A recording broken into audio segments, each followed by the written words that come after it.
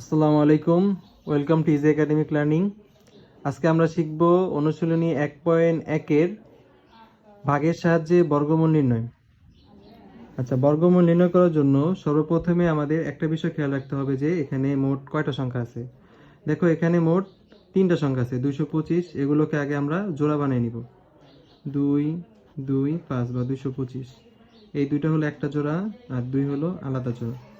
আচ্ছা, এখন আমরা দেখব যে কোন সংখ্যাকে বর্গ করলে 2 এর সমান অথবা 2 এর সবচেয়ে কাছাকাছি যাওয়া যায়। আমরা যদি 1 এর বর্গ করি, 1 এর বর্গ করলে হবে কত? 1। কিন্তু 2 এর বর্গ করলে 2 কি হবে?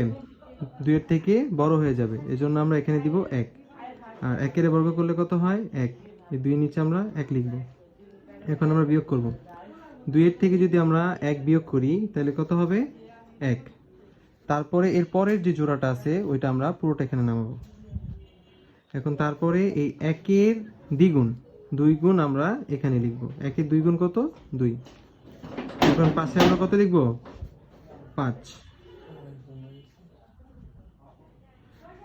5 কেন লিখছি? কারণ 5 যদি লিখি আমরা এটাকে 5 দিয়ে গুণ করতে হবে।